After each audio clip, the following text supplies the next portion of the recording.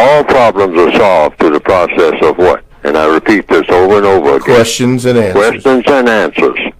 So, before, and this is in the textbook for victims of white supremacy, the revised expanded edition. And there is an entire series of pages listed, because we're talking about solutions.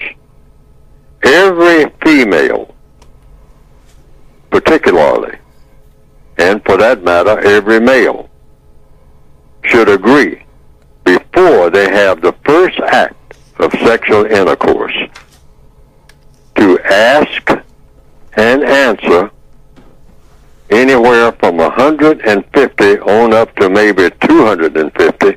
I think I have about an examples of about 175 roughly, maybe more. I haven't checked lately the exact number, but it isn't any limit of number of questions and answers that should be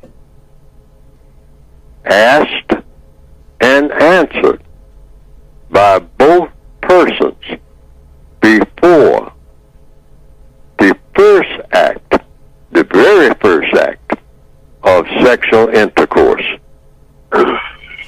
Why? Where's the logic? Because in almost any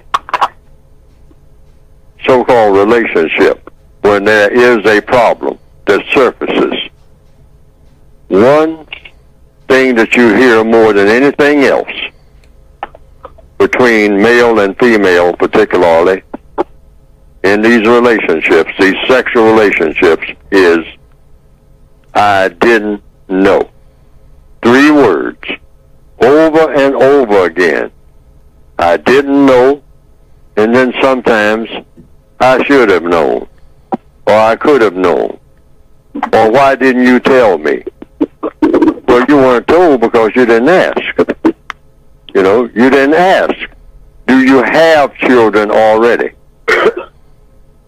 How many? By whom? When? Where? I have a list of examples in the revised edition of the textbook workbook for victims of white supremacy. A list of examples in this particular book of questions that you can use before the first act. It's too late when you have the first act.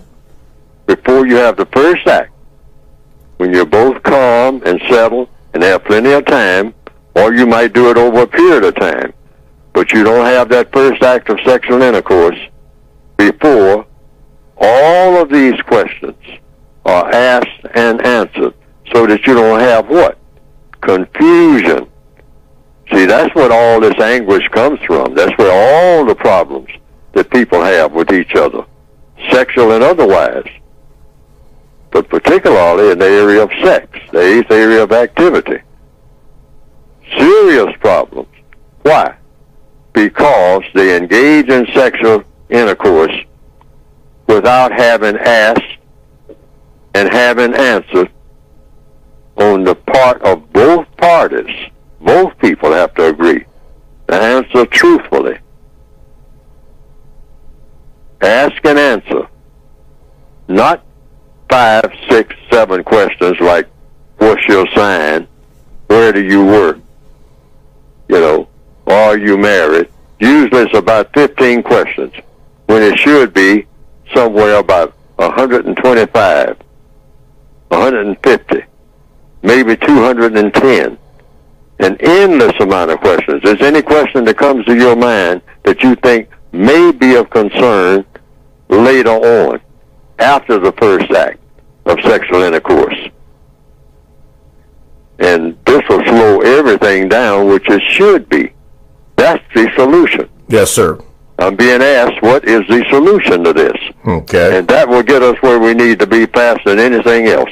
You have to agree that until we are comfortable with asking and answering, that we know each other well enough, or trust each other well enough, or I can open up to you well enough before we get naked and get in that bed. Before we do that the first time, we got about 150 questions And that's just the beginning. Yeah. We have to ask and answer each other before we make that move, so that there will be what? No confusion and no arguments ever. Okay. Because you've eliminated it in front.